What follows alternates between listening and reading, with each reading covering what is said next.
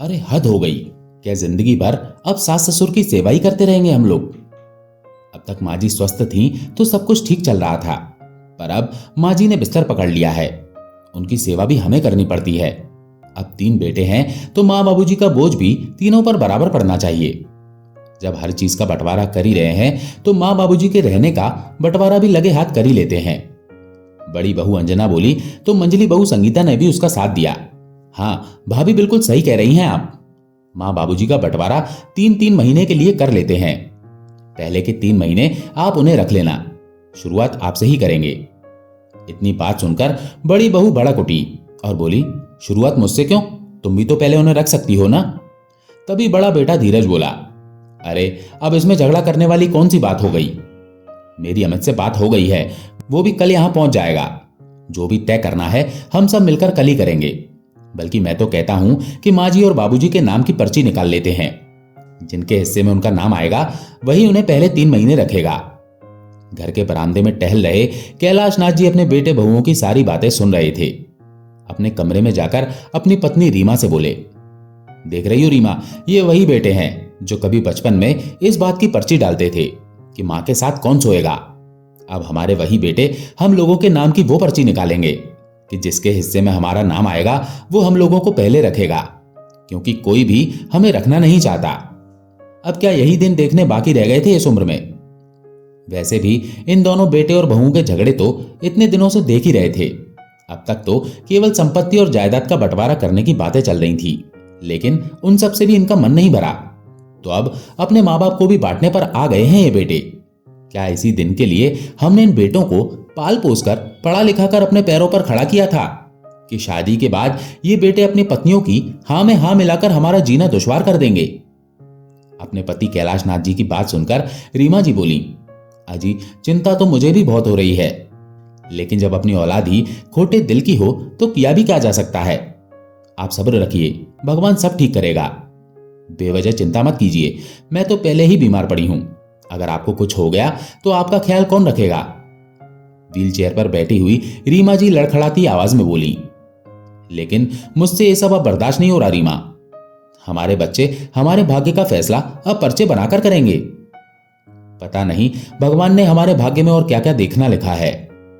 इतना कहकर वे उदास मन से बिस्तर पर जाकर सो गए। उधर हालत से मजबूर रीमा जी भी अपने आंसुओं को छुपाती हुई अपने पुराने दिनों की यादों में खो गईं। बधाई हो रीमा, तीसरी बार भी तुम्हें बेटा हुआ है। अब तो तुम्हारे घर में धन दौलत की कोई कमी नहीं रहेगी। जिसके 3-3 बेटे हों उसकी तो ऐश ही ऐश होगी। तीनों बेटे इसी बात के लिए लड़ेंगे कि अम्मा बाबूजी को मैं रखूंगा, मैं रखूंगा। तीसरा बेटा पैदा होने पर उनकी ननद ने कहा था, रीमा जी और कैलाश नाथ जी के 3 बेटे और बहुएं हैं। उनके 2 बेटे धीरज और सुबोध, उनकी बड़ी बहू अंजना और मंजली बहू संगीता संयुक्त परिवार का हिस्सा हैं। ये दोनों बेटे अपने पिताजी का कारोबार संभालते हैं, जबकि तीसरा बेटा अमित गुड़गांव में नौकरी करता है, जिसकी सौम्या नाम की लड़की से 6 महीने पहले ही शादी हुई थी। कैलाश बाबू की बड़ी बहू और मंजली बहू की आपस में बिल्कुल भी नहीं बनती थी। बड़ी बहू अंजना जो भी काम करती वो मंजली बहू संगीता को बिल्कुल भी अच्छा नहीं लगता था, और संगीता कुछ भी कहती तो अंजना हमेशा उसकी बात को काट देती थी। बहुत बार दोनों बहुएं रसोई में ही कुत्ते बिल्ली की तरह झगड़ने लगती थी और पूरे घर को सिर पर उठा लेती थी। इस बात का खामियाजा रीमा जी और कैलाश नाथ जी को भुगतना पड़ता था, क्योंकि अंजना और संगीता दोनों में से कोई भी अपने वृद्ध सास ससुर को चाय, नाश्ता या खाना देने तक को भी राजी नहीं होता था। कितनी बार तो दोनों बहुएं पूरा पूरा दिन रसोई में कदम तक नहीं रखती थी और बाहर से खाना मंगवाकर खा लेती थी। अपने अपने पति को भी उन्होंने कहा हुआ था कि दोपहर को बाहर से ही खाना खा लेना, और बच्चों को भी स्कूल कैंटीन में खाने के लिए पैसे दे देती थी। देवरानी जेठानी को एक दूसरे का मुंह न देखना पड़े, इस कारण परिवार के सदस्यों को घर का बना खाना भी नहीं मिल पाता था। बाकी सब लोग तो बाहर का खाना आराम से खा लेते थे, लेकिन रीमा जी और कैलाश नाथ जी को बाहर का खाना नहीं पचता था। लेकिन किसी को भी इस बात की रत्ती भर भी फिक्र नहीं थी।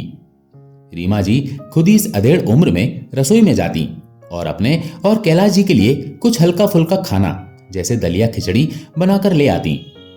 उस पर भी वे दोनों बहुएं चिल्लाने लगती, माँ जी खाना बनाने के बाद रसोई कितनी गंदी छोड़ देती हैं आप। अब ये कौन साफ करेगा? रीमा जी की उम्र हो गई थी और ऊपर से शरीर को भी बीमारियों ने घेर लिया था। डॉक्टर ने आराम करने की सलाह दी थी, लेकिन जब दोनों बहुएं ही सास ससुर को खाना देने से पल्ला झाड़ लेती तो उन्हें अपनी जिम्मेदारियां खुद ही उठानी पड़ती थी। रीमा जी और कैलाश नाथ जी का परिवार उनके पुश्तैनी मकान में ही रह रहा था। कैलाश नाथ जी अपनी पत्नी रीमा के साथ ग्राउंड फ्लोर पर रहते थे, जबकि दोनों बेटे और बहुएं ऊपर की मंजिल पर बने अपने अपने कमरों में रहते थे। वैसे तो ये मकान इतना बड़ा था कि दोनों बहुओं को ऊपर के कमरों में रहने की जरूरत ही नहीं थी। मकान के निचले हिस्से वाले कमरे भी खाली ही पड़े थे, लेकिन कोई भी बहू नीचे रहने को तैयार नहीं थी, क्योंकि सास ससुर का कमरा नीचे था और उनसे मिलने के लिए कभी कभार कोई ना कोई रिश्तेदार आ ही जाता था। ऊपर रहते हुए उन्हें मेहमानों को चाय नाश्ता भी नहीं करवाना पड़ता था। वे जानती थी कि जो भी नीचे के कमरे में रहेगा उसकी आजादी खत्म हो जाएगी और कोई भी अपनी आजादी को खोना नहीं चाहती थी। दोनों बहुओं को बाहर घूमने और बाहर का खाना पसंद था, इसलिए अक्सर घर में खाना नहीं बना करता था। ये बात कैलाश बाबू को अंदर ही अंदर कचोटती रहती थी कि पत्नी के बीमार होने पर भी उसे घर का काम और रसोई का काम करना पड़ता है। इसलिए उनकी हरकतों से तंग आकर एक दिन कैलाश नाथ जी अपने दोनों बेटों को बुलाकर बोले, धीरज और सुबोध, तुम जानते हो कि तुम्हारी मां की तबीयत ठीक नहीं रहती है और तुम्हारी पत्नियां अक्सर ही बाहर चली जाती हैं ताकि उन्हें रसोई में खाना ना बनाना पड़े और घर का काम ना करना पड़े। लेकिन यह बात बिल्कुल भी सही नहीं है। अगर दोनों बहुओं की आपस में नहीं बनती तो वो घर का काम बांट लें। सुबह की रसोई संगीता संभाल लिया करेगी और शाम की रसोई अंजना। लेकिन यूं रसोई के काम से बचते रहना कहां की अक्लमंदी है। पिता की बात सुनकर दोनों बेटों ने अपनी अपनी पत्नी को समझाने की कोशिश की। पहले तो दोनों ये बात समझने को तैयार ही नहीं थी, लेकिन 2-3 दिन के बाद जब दोनों बेटों की बाहर खाना खाने से एक साथ तबीयत खराब हुई तो दोनों बहुओं ने घर के काम बांट लिए। संगीता सुबह का खाना बनाती और अंजना रात का, ताकि दोनों को रसोई में एक दूसरे का मुंह भी ना देखना पड़े। सुबह और शाम दोनों वक्त का खाना अब उन्हें समय पर मिलने लगा था, लेकिन प्यार और सम्मान के साथ नहीं। दोनों बहुएं सास ससुर से बात करना भी पसंद नहीं करती थी। एक दिन रीमा जी ने अपनी छोटी बहू संगीता को केवल इतना ही कहा था कि बहू, आज खाने में नमक बहुत ज्यादा था, मुझे बीपी की शिकायत है तो नमक थोड़ा कम ही डाला करो। रीमा जी के इतना कहते ही संगीता ने बवाल मचा दिया और बोली, माँ जी, आप एक काम क्यों नहीं करती? आप दोनों समय का खाना अपनी लाडली बहू के पास क्यों नहीं बनवा लेती? वो तो मुझसे भी अच्छा खाना बनाती होगी ना, इसलिए तो मेरे खाने में कमी निकाल रही हैं। एक तो इस बुढ़ापे में इनकी सेवा खिदमत करो, ऊपर से इनकी 4 बातें भी सुनो। जरा रसोई में आकर देखिए तो सही कितनी गर्मी है। एक तो इतनी गर्मी में खाना बना रही हूं, ऊपर से नखरे दिखा रही हैं। अगर यूं ही मेरे बने खाने पर नाक बोझ चढ़ाना है तो मुझसे नहीं होगा ये खाना बनाने का काम। बनवा लीजिए अपनी लाडली बहू से। उधर जब बड़ी बहू अंजना को यह बात पता चली कि संगीता ने मां जी से ऐसी बात कही है और कहीं सास ससुर के दोनों वक्त का खाना उसे ना खिलाना पड़ जाए, ये सोचकर वो बोली, मां जी, जो मिले खा लिया कीजिए, क्यों बेवजह बेमतलब की टोका टोकी करती रहती हैं। आपको मालूम है कि हम लोग तो बाहर से भी खाना मंगवा कर खा लेंगे, लेकिन आप लोगों का खाना बाहर से नहीं चल सकता, क्योंकि आपको वैसे भी डॉक्टर ने काफी चीजों से परहेज रखने को कहा है। अब रोज घर में खाना बन रहा है तो उसमें भी आपके नखरे हैं। उसी दिन कैलाश नाथ जी और रीमा जी समझ चुके थे कि अब उनके बेटे और बहुओं के लिए वो एक बोझ से ज्यादा और कुछ भी नहीं है। रीमा जी जो पहले से बीमार चल रही थी, आए दिन होने वाले दुर्व्यवहार को सहन नहीं कर पाई और एक दिन अचानक उनका ब्लड प्रेशर इतना बढ़ गया कि उनका शरीर लकवाग्रस्त हो गया। अब उनके शरीर का आधा हिस्सा बेकार हो गया था और वो व्हील चेयर पर आ गई थी। अभी तक तो जैसे तैसे वो अपना काम कर लिया करती थी, लेकिन लकवाग्रस्त होने के बाद अब वे दोनों बिल्कुल ही बहुओं के ऊपर आश्रित हो चुके थे। रीमा जी बेबस अपने बिस्तर पर या व्हील चेयर पर पड़ी रहती थी और कैलाश बाबू अपनी पत्नी का ध्यान रखने के लिए अब घर पर ही रहने लगे, क्योंकि बहुओं से तो बड़ी मुश्किल से उन्हें 2 वक्त की रोटी मिल पाती थी। रोटी देकर जाती तो दोबारा कमरे में झांकती भी नहीं थी। इधर कैलाश नाथ जी के घर बैठने के कारण उनके दोनों बेटों धीरज और सुबोध में व्यवसाय को लेकर लड़ाई होनी शुरू हो गई। धीरज ने आरोप लगाया कि सुबोध दुकान से ज्यादा पैसे उठाता है, जिस वजह से हिसाब किताब में गड़बड़ हो रही थी, और सुबोध कहने लगा कि धीरज उस पर झूठा इल्जाम लगा रहा है। खैर, सारी बातों का निचोड़ यही निकला कि दोनों भाइयों को अब अलग हो जाना चाहिए और अपनी अपनी जिम्मेदारी उठानी चाहिए। धीरज का कहना था कि अब मेरे बच्चे भी बड़े हो रहे हैं तो उनका खर्चा ज्यादा है। अगर सुबोध इसी तरह दुकान से पैसे निकालता रहा तो वो दिन दूर नहीं जब खाने के लाले पड़ जाएंगे। इसीलिए बंटवारे में ही फायदा है, ताकि हम लोग अपने अपने पैसे बचा पाएं। दोनों ने ही मिलकर फैसला कर लिया कि जब दुकान वे दोनों ही संभाल रहे हैं तो दुकान के केवल 2 हिस्से किए जाएंगे, क्योंकि तीसरा भाई तो नौकरी करता है। दोनों ने ही मिलकर पुश्तैनी मकान और गांव से दूर जो उनका एक मकान था उसके बंटवारे का फैसला भी खुद ही कर लिया, जिसमें पुश्तैनी मकान एक के हिस्से में आ जाएगा और गांव से दूर जो मकान है वो दूसरे बेटे के हिस्से में आएगा, क्योंकि उनके तीसरे भाई अमित ने अपना मकान गुड़गांव में ही बना लिया है, इसीलिए उसे मकान की जरूरत नहीं है। हालांकि गांव की जमीन के बारे में उन्होंने विचार किया कि इसके 3 हिस्से किए जाने चाहिए, जो तीनों में बराबर बराबर बांट दिए जाएंगे। ऐसा बंटवारा सुनकर दोनों बहुएं बड़ी खुश हो गईं। संगीता अपने पति सुबोध से बोली कि मैं तो कब से अलग होना चाहती थी, मगर आप ही नहीं मान रहे थे। देखा आज कैसे बड़े भैया ने आप पर इल्जाम लगा दिया, जबकि मैं भी जानती हूं वो कोई दूध के धुले नहीं है। वो हर महीने दुकान से ज्यादा पैसे उठाते थे, लेकिन आपने तो कभी उनसे हिसाब नहीं मांगा। उन्होंने तो हिसाब मांगना दूर, सीधा आप पर इल्जाम ही लगा दिया। दूसरी ओर धीरज की पत्नी अंजना ये सोचकर खुश थी कि रोज रोज अपनी देवरानी का मुंह नहीं देखना पड़ेगा, और बोली मैं तो पहले ही आपसे कहती थी कि ये दोनों पति पत्नी एक नंबर के चोर हैं। अच्छा हुआ अब इनसे छुटकारा मिल जाएगा। दोनों बेटे बहुएं इतने खुश थे कि अलग होने की खुशी में दोनों ही अपने माता पिता को भूल ही गए थे। कैलाश बाबू और रीमा जी बैठे बैठे सब देख रहे थे और उनकी बातें सुन रहे थे, और मन ही मन सोच रहे थे कि जो बेटा बहू उन्हें अपने साथ रखेंगे वो उनके साथ ही खुशी खुशी रह लेंगे। रीमा जी बोली, जो भी बेटा बहू अपने साथ रखेगा हम खुशी खुशी उसी के साथ चले जाएंगे, क्योंकि इस उम्र में हमें चाहिए ही क्या, 2 वक्त की रोटी और थोड़ा सा साथ। इसीलिए आप उनसे कुछ मत कहिएगा। तभी कैलाश नाथ जी बोले, अरे रीमा, मैं बेवजह क्यों फट्टे में टांग अड़ाऊंगा, लेकिन हाँ अगर बात मेरी इज्जत पर आ गई तो मैं भी चुप नहीं रह पाऊंगा। कुछ देर बाद जब कैलाश नाथ जी बरामदे में टहलने निकले तो उन्होंने देखा कि उनके दोनों बेटे और बहू किसी गंभीर विषय पर चर्चा कर रहे हैं। वो सोचने लगे, आज तक जिन बेटे बहुओं में 36 का आंकड़ा था, आज हर चीज का बंटवारा करने के बाद कितने खुश हैं और आगे की प्लानिंग कर रहे हैं। तभी उनके कानों में बड़ी बहू अंजना के स्वर गूंजे, कल देवर जी के आने के बाद माँ जी और पिताजी के नाम की भी पर्ची निकाल लेंगे। जिसके नाम की भी पर्ची निकलेगी उन दोनों को पहले 3 महीने वही अपने साथ रखेगा। तभी संगीता बोली, भाभी आप फिक्र मत कीजिए, जब सभी चीजों का बंटवारा बराबर किया है तो माँ बाबूजी का बंटवारा भी बराबर ही करेंगे, किसी एक के माथे नहीं मड़ेंगे इनको। दोनों बेटों ने भी अपनी पत्नियों की इस बात में सहमति जताई। अपने और अपनी पत्नी के बारे में ये बातें सुनकर आज कैलाश नाथ जी अंदर तक टूट चुके थे। उनके शरीर से तो मानो जान ही निकल गई थी। उस रात तो वो जैसे तैसे सो गए, लेकिन अगले दिन सुबह उठे तो गंभीर सोच में बैठे थे कि अब उनके रहने का भी बंटवारा हो जाएगा। ये सोचकर उनका दिल बैठा जा रहा था।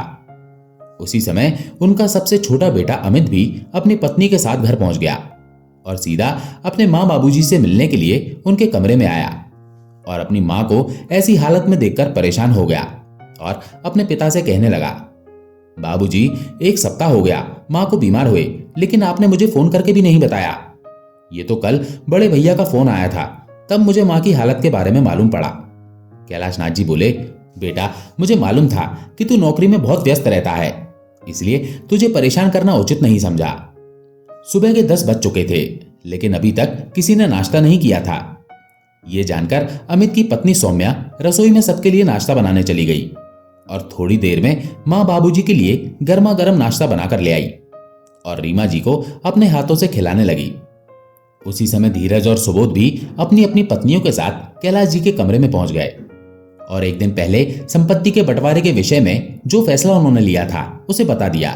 अमित ये बात सुनकर हैरान था कि बाबूजी की दुकान, 2 बड़े बड़े मकान और गांव की जमीन में से उसके हिस्से में केवल गांव की जमीन का तीसरा हिस्सा ही आया था। उसी समय बड़ी बहू अंजना बोली, देवर जी अब आप आ ही गए हैं तो लगे हाथ माँ बाबूजी के रहने का बंटवारा भी किए देते हैं। हम लोगों ने सोच लिया है कि माँ बाबूजी 3-3 महीने हम सभी के साथ रहेंगे, और पहले किसके साथ रहेंगे इस बात का फैसला पर्ची निकालकर किया जाएगा। तभी अमित बोला, भाभी ये तो ठीक नहीं है, ये दोनों हमारे माँ बाबूजी हैं, कोई घर का पड़ा सामान नहीं जिसका बंटवारा कर देंगी। अंजना बोली, देवर जी आप तो गुड़गांव में रहते हुए नोट गिन रहे हैं, इन दोनों की सारी जिम्मेदारी तो हम ही लोगों ने उठा रखी है। फिर अमित ने कहा, क्यों भाभी, माँ बाबूजी का जितना खर्चा होता है उतना पैसा तो मैं हर महीने बड़े भैया के पास भेजता हूं, तो फिर आप ऐसी बातें क्यों कर रहे हैं। अभी ये सब बातें चली रही थी कि अमित का एक फोन कॉल आ गया, जिसको अटेंड करने के लिए वो बाहर बरामदे में निकल गया। फोन पर बात करके पीछे मुड़ा तो देखा कि उसकी पत्नी सौम्या खड़ी थी और आकर अपने पति से बोली, जी मैं आपसे एक बात कहना चाहती हूं। अमित ने कहा, बोलो क्या बात है। तो सौम्या बोली, क्या हम माँ बाबूजी को हमेशा के लिए अपने साथ नहीं रख सकते? आखिर बेटा बहू होते हुए हमारा भी तो कुछ फर्ज बनता है उनके लिए। सौम्या की बात सुनकर अमित के चेहरे पर मुस्कान आ गई और बोला, मैं भी यही सोच रहा था कि एक बार तुमसे इस बारे में पूछूं। तो सौम्या बोली, अजी इसमें पूछने की क्या बात है, माँ बाबूजी ने आपको अपने पैरों पर खड़ा करके अपना फर्ज निभा दिया है, तो अब क्या आप अपना फर्ज निभाने के लिए अपनी पत्नी से पूछेंगे? कुछ समय बाद अमित अपने बाबूजी के पास गया और उन्हें अपने और अपनी पत्नी के मन की बात बताई। अपने बेटे बहू के ऐसे विचार सुनकर कैलाश बाबू का हृदय गदगद हो गया। वो बोले, तुम जैसे बेटा बहू पाकर तो मैं धन्य हो गया। अमित ने कहा, ठीक है बाबूजी, हम आप दोनों का सामान पैक कर देते हैं और अब आप हमारे साथ गुड़गांव चलेंगे। वहां चलकर माँ का किसी अच्छे अस्पताल में इलाज करवाएंगे। मुझे उम्मीद है कि माँ कुछ ही दिनों में स्वस्थ हो जाएंगी। अपने बेटे की ये बात सुनकर कैलाश जी गंभीर हो गए और बोले, लेकिन बेटा अभी एक बहुत जरूरी काम करना बाकी है, पहले वो काम कर लूं फिर हम दोनों तुम्हारे साथ चलेंगे। कौन सा जरूरी काम पिताजी? बेटा जब वो काम हो जाएगा मैं तभी बताऊंगा, अभी तुम लोग जाकर आराम करो। अगले दिन सुबह कैलाश जी बिना बताए कहीं चले गए और शाम के वक्त लौट कर आए तो उनके हाथ में कुछ डॉक्यूमेंट्स थे और चेहरे पर आत्मविश्वास। कैलाश नाथ जी ने तीनों बेटों और बहुओं को अपने कमरे में बुलाया और बोला कि बंटवारे के विषय में मैंने एक फैसला किया है। फैसला? अब कौन सा फैसला करना बाकी था? उस दिन हम लोगों ने सब कुछ तय तो कर लिया था, बड़ा बेटा बोला। तो कैलाश नाथ जी बोले, वो फैसला तुम्हारी तरफ से था, लेकिन मैंने उस फैसले को स्वीकृति नहीं दी थी। आज मैंने कुछ फैसला किया है, मैं इस घर के 3 हिस्से करने जा रहा हूं। ऐसा कहते हुए उन्होंने कागजात अपने दोनों बड़े बेटों की तरफ बढ़ा दिए। ये बात सुनकर उन दोनों के तो जैसे होश ही उड़ गए। चौंकते हुए धीरज बोला, बाबूजी आप हमारे साथ ऐसा कैसे कर सकते हैं? इस घर के 3 हिस्से करने का क्या मतलब है? छोटे ने तो गुड़गांव में अपना मकान खड़ा कर लिया है, फिर उसका इस मकान पर हक नहीं रह जाता है। बेटा अभी मेरी बात खत्म नहीं हुई है, पहले पूरी बात तो सुन लो। मैंने केवल इस घर को ही नहीं बल्कि अपनी दुकान को भी 3 हिस्सों में बांट दिया है। गांव का मकान और जमीन मैंने बेचने पर लगा दिए हैं और छोटे बेटे अमित के साथ मैं अपना एक जॉइंट अकाउंट खुलवा रहा हूं। गांव की प्रॉपर्टी को बेचकर जितना भी पैसा आएगा वो उसी अकाउंट में जाएगा, जिससे मेरी पत्नी का अच्छे से अच्छे अस्पताल में इलाज हो पाएगा। बाकी का बचा हुआ पैसा छोटे का ही होगा। ये बात सुनकर बड़ी बहू और मंजली बहू गुस्से में आकर जोर जोर से चिल्लाते हुए बोली, ये तो अन्याय है बाबूजी, हमने जो इतने दिन आपकी सेवा की उसका आपने हमें यही सिला दिया। कौन सी सेवा बहू, हमें 2 वक्त की रोटी कौन देगा? इस बात का फैसला करने के लिए भी तुम लोग पर्चियों का सहारा ले रहे थे। अपनी मां का अस्पताल में इलाज करवाने के बजाय तुम लोगों को बंटवारे की पड़ी थी। तुम्हारी सेवा का ही परिणाम है कि आज मेरी पत्नी व्हील चेयर पर पड़ी है, जरा देखो उसकी हालत। ऐसा कहते हुए कैलाश नाथ जी फपक कर रो पड़े। अपने पति को इस तरह रोता देखकर रीमा जी की आंखों में भी आंसू बह निकले। दोनों बहुएं जो अभी तक बहुत खुश थीं, कैलाश नाथ जी के फैसला सुनाने के बाद अचानक उनकी खुशी गम में तब्दील हो गई।